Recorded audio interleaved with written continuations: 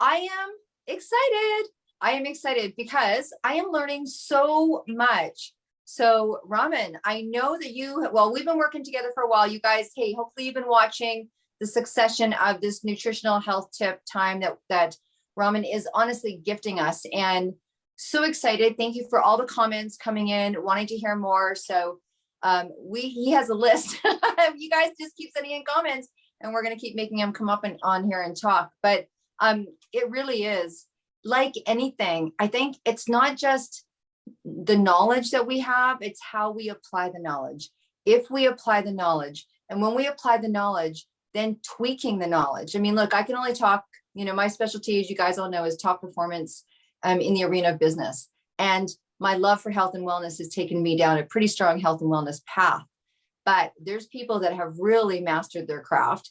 And I'm learning so much. I'm learning as much as you guys are listening to these drops. And look, Ramin's been training myself and Corrine for this incredible walk across Ireland. And, Corrine's, the great thing is that, Ramin's giving her as much advice as well. She's up north doing her thing. She's working and he's in my face. I don't really get away with it as much at this point. But the one thing he keeps telling me is, Deb, drink more water. Now, I'm going to be straight up transparent because why wouldn't I be? Is that when I was growing up, my mother used to say to me, I used to say to her, you should drink water. And she's like, I don't like the taste. And I was like, okay, I'm just going to throw it in the bucket of a local. You know what I mean? I'm just like, that's crazy. Who doesn't like the taste of water? Well, I don't know what happened, but either do I. And so I make these big, pots of cold herbal tea and I drink those. That's honestly how I get my liquids in. And then working with Ramin, he's like, you got to drink more water. And I'm like, I can barely drink water as I'm exercising. I mean, that's where I am right now. I'm sure when you guys talk to me in a year, he's going to have me at a whole different place. But right now, like, I don't like a lot of fluid on my tummy in the morning. We were hanging out at 7:30 in the morning. I was like, just trying to drink enough to satisfy him, to get him off my back, which was not enough. And he would tell me that when he did exercise with people, they would drink 1, 2, 3, some of them 4 liters of water. And I'm like, I can't even possibly imagine. So you guys are going to have to keep on the journey with me as I'm attempting to try to incorporate more water. But I'm just going to tell you straight up, here's my teacup. Here's my little teacup. And I drink this is actually an Irish teacup. So I was trying to, but I try to do that because I'm trying to get better at this area because I know it's important. We're not all perfect. So tell me, my friend, thank you for coming back again one more time to share with us. I need this more than probably anybody listening, but what's this thing with water? Hi, everyone. Good morning again. We have another episode. I hope you already have a chance to watch the previous videos according to the energy role in our health and also the oxygen that is very obvious. Another more important the second most important nutrient that our body requires is the water. And now we are going through and why is that and what happened if we experience the dehydration. So as you know, our body are composed of 60 to 80% from water, and it's vary in the male and female. So the females are like 65-ish to 70, male even more like 80 to 85%, because the difference in the muscle, skeletal or muscle mass. And I have to add this to remind you that almost 70% of the planet covers from the water. So the health and the world and the water tied together in some point between all the creatures. I would like to break down some important statistics regarding the water to just start a warm up with why water. Why we need very regular consumption of the water during the day. So the brain consists of about 95% water. If you care about your brain health, you need to drink water. Body is 82%, the blood is 82%, lungs almost 90%. Remember the importance of the oxygen?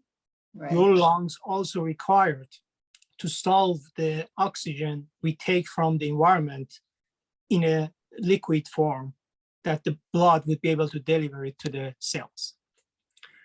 Muscles plus 70%, bones like 25%, and the fat, the least, is 20%. Wow. So by considering that almost everywhere we need, or every organ's health depends on the volume of the water in our body. And the reason is so simple, because all the nutrition's delivered through the blood, and blood is a liquid with like 82% of the water. Right. So it's so clear why we have to drink water. And losing the water through the sweating or urine or any other ways, we have to replace it. Otherwise, dehydration can cause serious problems. We're going to talk about it down the road. I was just going to say, you're so right. And we're surrounded by water. We feel better. I mean, I live in Vancouver, and I used to love swimming in the water. Like, well, it's funny. I don't drink it, but my son's name's Ocean. You know, I am an ocean swimmer. I used to be so much more of an ocean swimmer than I have been the last couple of years. But there's just something about being in water that feels refreshing, that feels cleansing, even with the idea of when I used to do a cleanse every 6 months, right? Just cleansing and drinking water and flushing the body out. You feel so much more vital. You feel so much more vital and so alive, right? Very true. So, okay, I'm looking forward to this. Okay, back to you. So let's share another statistics that what would happen if we lost just 2% or we drop 2% of our body's water at a normal level. So it's going to trigger a sign of dehydration, fatigue, fuzzy short-term memory, trouble with basic math, difficulty focusing, reduction in physical performance, and these kind of signs that mostly we experience every day. Oh, I don't know what's happening to me, but I can find my key. I don't know what's happening, but I don't have any energy. I don't know what's happening, but I have a fuzzy memory. Yeah, it comes from just drop of 2% of the water volume in our blood. Wow. Do you want to know what happened if these 2% turns to 4 to 5%? Okay. You didn't hear a yes from me.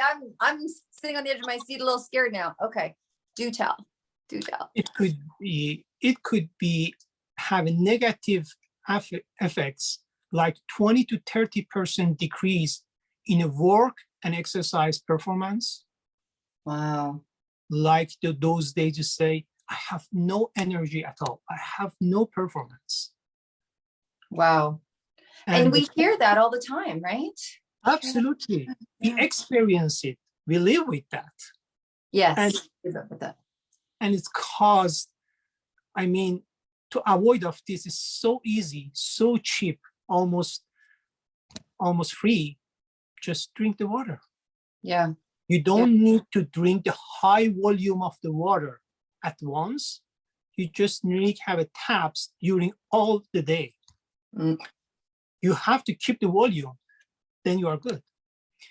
And if it turns from the 4 to 5 to 10%, I can say you are in significant health risk. Wow. Just 10%. Wow. The body cannot survive longer than a week or 3 to 7 days, depends on the situation. If you are in a hot, warm environment, maybe 7 days without having a water. So it's serious. It's as serious as the oxygen, but it will not kill you in a couple of minutes, but in a week. Right. We are not talking about the death, but for health and boost it, it's essential to have a very balanced level of the water in our blood. So that being said, if we are more active, if we are sweating more, if we have a more urine in the bathroom, then it's sinus, we have to replace it. But it's not that this. I'm gonna share more facts that what can cause dehydration more than even exercise. Oh, wow. Okay. Yeah. Well, let's go for it. What causes dehydration? Number Let's- one for Deb is not drinking enough water. So let's just start with that. Done. It's the 90% of the occasions. Mhm. So before that, I talk about the function of the water in the body. I'm gonna just go past quickly. Okay. So as we discussed previously, the primary component of the cells, tissues, organs, like 82% are water. So water is the base component. Also is the primary transport media, blood, for the nutrients to the cells to function and survive. Also, for the maintenance of the cells, like the pH balance, the temperature, the heat balance, the metabolism, respiration, circulation, and neurological functions, all requires the blood in our body in adequate level. Right. Also, it serves as a lubricant in our joints. The fluid surround the cells and joints, the salvia. So everywhere you're looking, you're dealing with the water-based environment. Consumption of the adequate level of the water is really helpful by controlling and reduction of the various disease and conditions. Study shows that consumption of the 8 glasses of water, like at least 2 to 3 liters per day, associated with 79% reduction for breast cancer, 50% reduction for bladder cancer, and 45% reduction in colon cancer. Wow. Those are the most common cancers. Wow. That's pretty serious. Being a woman, breast cancer. I mean, I know heart disease is above breast cancer, which is even unfathomable. And I had a little scare, which obviously everything is fine, but I had a little scare. And I think at some point women tend to have those little like, ooh, they're calling me back for a mammogram sooner than I thought. And I had a conversation with a doctor who's just brilliant and lovely. And we've been together for a long time as patient and client. And I said to him, I'm like, we're just having this breast cancer conversation. He goes, yeah. He goes, it's 1 out of 4. And I go, what? I mean, I almost fell off the bench. I'm not kidding. I was sitting at the park, almost fell off the bench. And I go, what?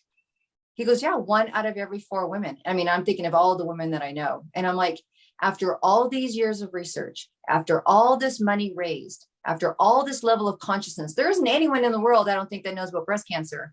I'm like, and still the statistics are that devastating, really. And I'm like, those kind of things are so important, what you just said, because prevention is got to be the key when your ratio is 1 out of 4. I mean, that's a huge number. That's a huge number. Anyways, not to throw people off on that, but anything you can do preventative, like you said, that's free, comes from your tap.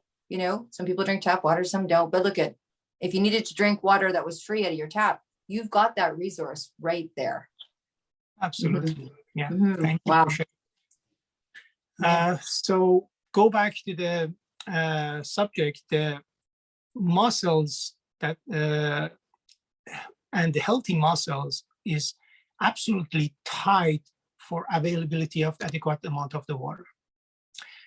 Dehydration slow down the fat burning process in the muscles and also in the fat cells. water is essential to maintain proper muscle tone and lubricate the joints.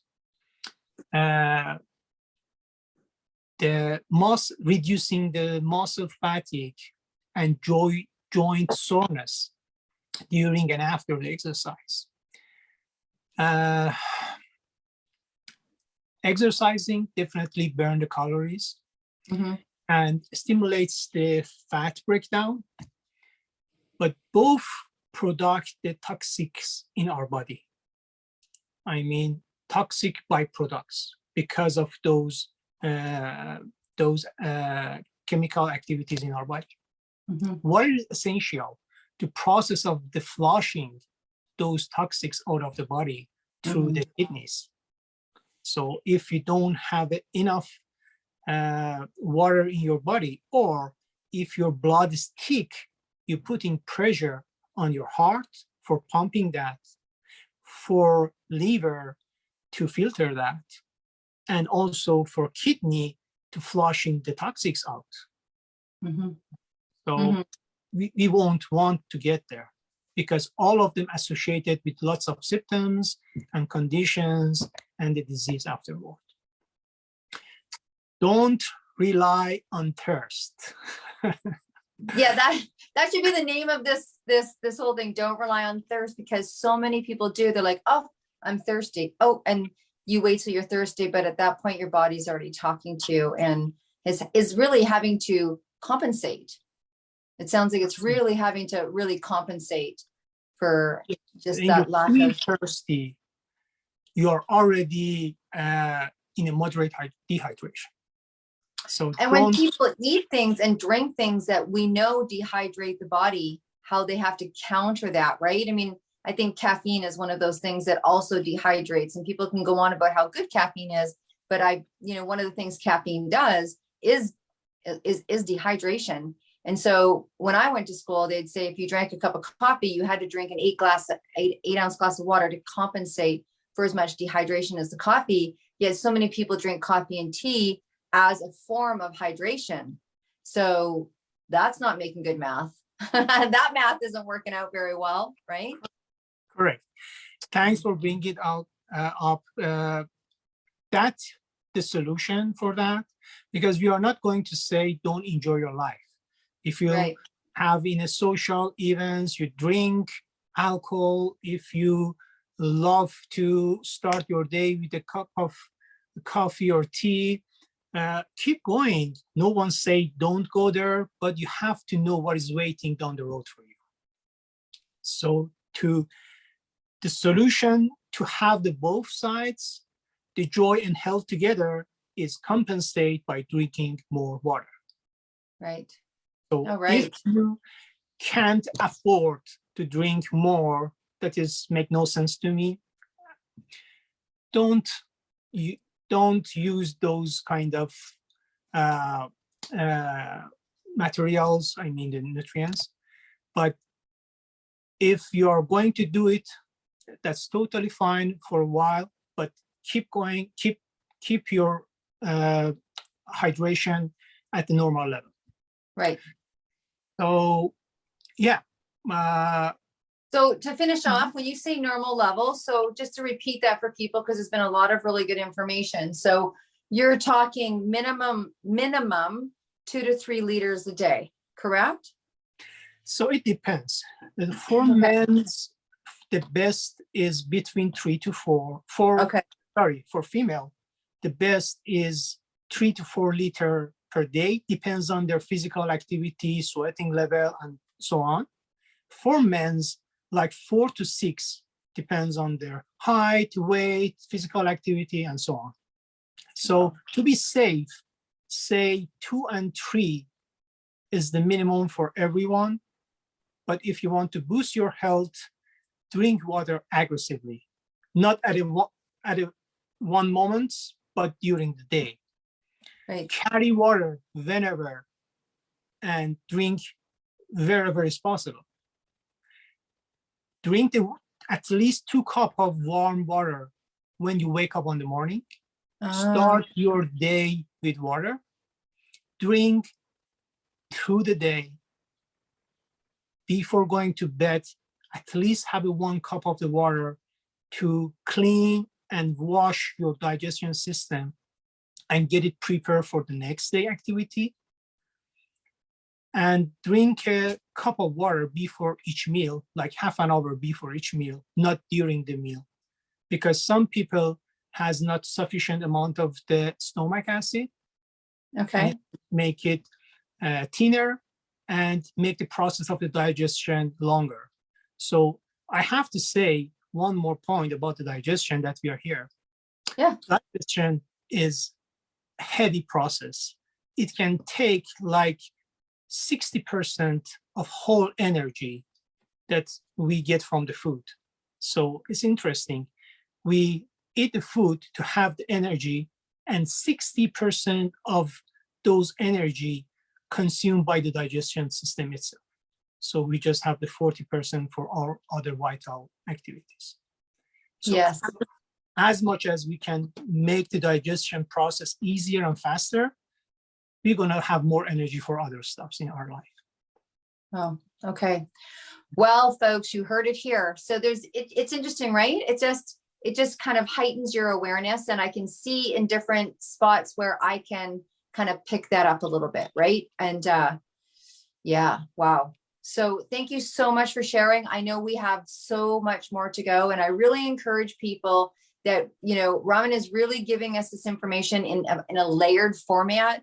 So if you didn't hear the video before, and you didn't hear the video before that about how this whole process starts, I would suggest that you go back there and kind of catch up, because just now that this is our third show, it's our third week, and just watching it, it really starts to play together.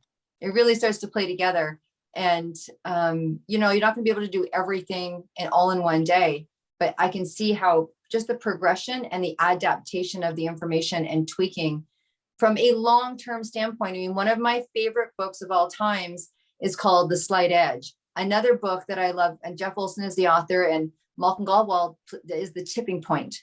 And I remember reading The Tipping Point before I read The Slight Edge, and The Tipping Point, the whole premise behind it, and now it talks and uses different examples like hockey players and, a disease. And I mean, he uses all of these different things that have happened in our lives so we can relate to them, about how something gets to the point where it becomes the tipping point.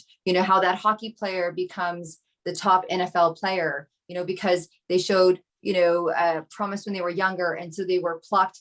And it seems like all of the top hockey players, their birthdays are in a certain, the majority in a certain time of year, because they actually had 2 months, 3 months, 4 months, 5 months, 6 months, 8 months ahead of their counterparts in the same grade in school. But that 8 months of exercise, that 8 months of skill at 7 years old or 8 years old made them look like they were the better player. Therefore, they were plucked and put into this, and they just had more attention and more. So they continued to get better. It really is the same thing when you talk about your health, right? And it's the tipping point of not doing where disease shows up. And it's the tipping point of doing that keeps diseases at bay. I've heard like people like, oh, well, they're healthy. But that doesn't mean that they're not going to get sick. And I go, no one's wearing the Superman thing, but their odds are way over here.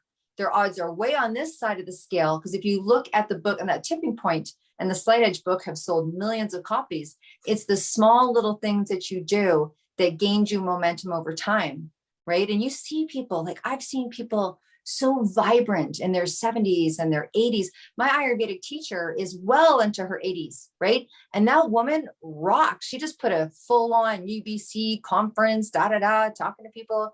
And I'm like, I know people in their 50s or 60s, I would have put them on their butt, right? So I really love what you're sharing in terms of just upping our game with this is not complicated stuff. But when you understand the complication behind it, when you understand the dynamics behind it, it helps propel us to pick up that extra glass of water. And clearly I'm talking about myself right now, to do that. So thank you. I know that's a long-winded way of doing things and talking, but that's just me. So, okay, guys, well, I'm sure you are sitting at your seat waiting for next week, because I am as well. Thanks for joining, and comments, send them in.